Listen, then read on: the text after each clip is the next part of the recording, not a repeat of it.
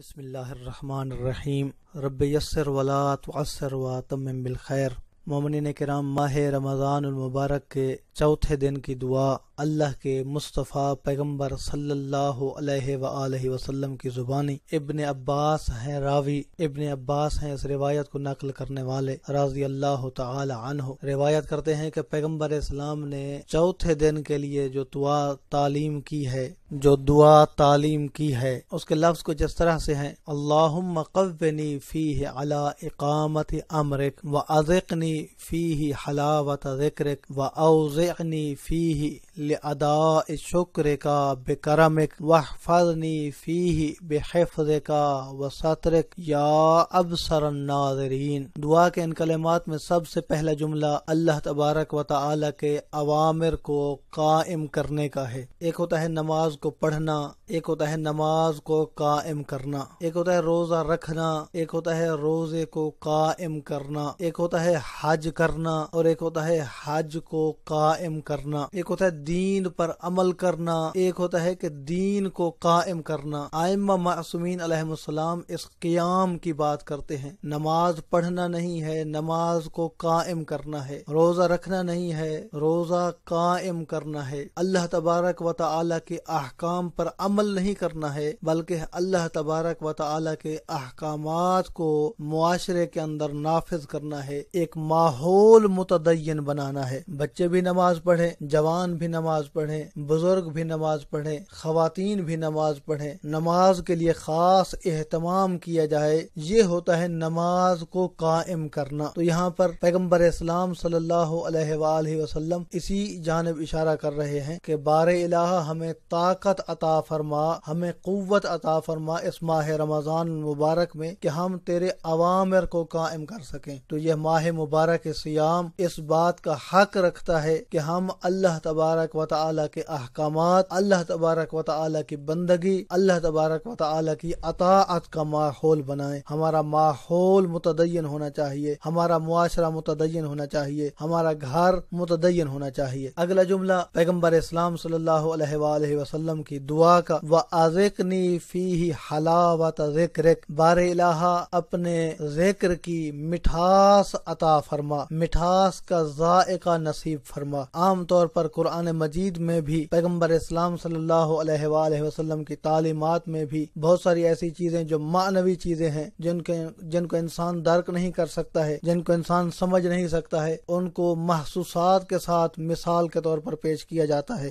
بہشت کو کیونکہ انسان نہیں سمجھ سکتا ہے، اس لیے قرآن مجید میں بہت ساری بہشت کی نعمتوں کا تذکرہ دنیا کی نعمتوں کے ساتھ کیا گیا ہے۔ دنیا میں انگور موجود ہیں تو بہشت میں انگور کی بات کی گئی ہے، دنیا میں میوہ جات موجود ہیں تو بہشت میں میوہ جات کی بات کی گئی ہے۔ تو اسی طریقے سے اللہ تبارک و تعالی نے یہاں پر، اللہ تبارک و تعالی کے رسول نے یہاں پر اسی قسم کی مثال کا تذکرہ کیا ہے۔ انسان جب کسی پھل کو کھاتا ہے اس کے اندر مٹھاس کو محسوس کرتا ہے۔ اگر پھل کے اندر مٹھاس موجود ہے تو اس کے اندر لذت بھی موجود ہے، اس کے اندر ایک خاص قسم کی خوشبو بھی موجود ہے، اس کا خاص ذائقہ بھی موجود ہے۔ فرض کریں کہ کوئی ایسا پھل ہے کہ جس کے اندر مٹھاس نہیں ہے، سیب ہے اس کے اندر مٹھاس نہیں ہے، آم ہے اس کے اندر مٹھاس نہیں ہے، پھیکا ہے، تو وہ پھل کسی کام کا نہیں رہتا ہے، اس کے اندر کسی قسم کی کوئی لذت نہیں رہتی ہے، اس کے اندر کسی قسم کا کوئی مزہ نہیں رہتا ہے۔ پیغمبر اسلام صلی اللہ علیہ وآلہ وسلم اسی جانب اشارہ کر رہے ہیں کہ اللہ تبارک و تعالی کے ذکر میں بھی ایک خاص مٹھاس ہے، اللہ تبارک و تعالی کے ذکر میں بھی ایک خاص لذت ہے، اور اگر وہ لذت موجود نہیں ہے تو گویا انسان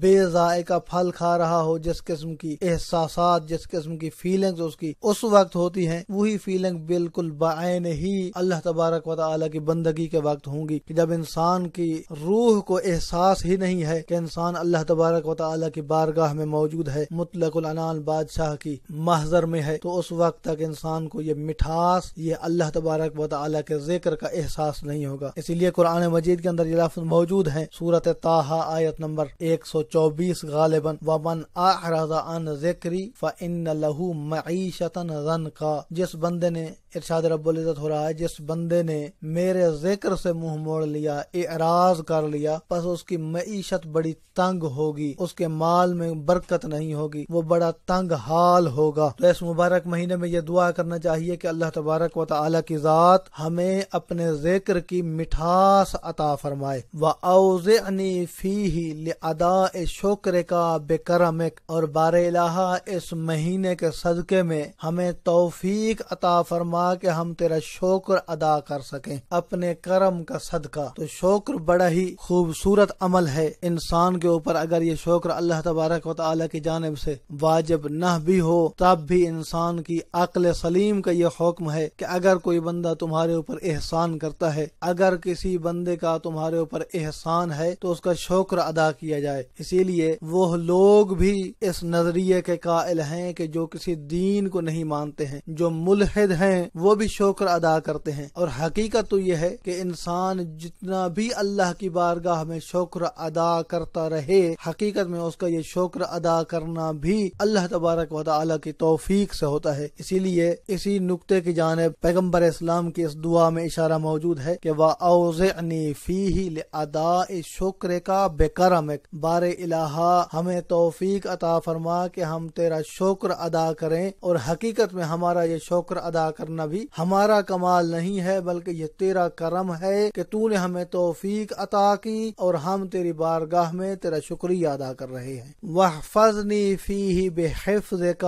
وَسَتْرِكَ یا ابصر الناظرین، بار الہ اس بابرکت مہینے میں تو ہی ہماری حفاظت فرما، ہمیں اپنی حفظ و امان میں رکھ، ہمیں توفیق عطا فرما کہ ہم تیری بندگی کر سکیں، ہمیں توفیق عطا فرما کہ ہم تیرے قرآن کی تلاوت کر سکیں، ہمیں توفیق عطا فرما کہ ہم اپنے ہمسایوں کے حقوق ادا کر سکیں، ہمیں توفیق عطا فرما کہ ہم ماہ رمضان المبارک کے تقاضے پورے کر سکیں۔ بار الہ ہمیں گناہوں سے محفوظ فرما، اپنی حفاظت میں رکھ۔ وَسَتْرِكَ، بار الہ تو ہی پردہ پوشی کر، تو ہی ہمارا ساتر پوشی کر، تو ہی ہمارے عیوب پر پردہ ڈال۔ یا ابصر الناظرین، اے دیکھنے والوں میں سب سے زیادہ بابصیرت، اے وہ ذات کہ جس کے مقابلے میں کسی کی کوئی بصیرت نہیں ہے، اے وہ ذات کہ جو سمیع بصیر ہے، جو دیکھنے والی ہے، جو سننے والی ہے، ہماری ان دعاؤں کو اپنی بارگاہ میں مستجاب فرما۔ اور آخر میں دعا یہی ہے کہ اللہ تبارک و تعالی کی ذات ہمیں اس مبارک مہینے سے صحیح معنی میں استفادہ کرنے کی توفیق عطا فرمائے۔ اپنی دعاؤں میں یاد رکھیے گا، اپنا بہت سارا خیال رکھیے گا۔ محمد نقی جسکانی کو حوزہ علمیہ نجف اشرف سے شیعہ پوائنٹ سے اجازت دیجیے۔ والسلام علیکم ورحمۃ اللہ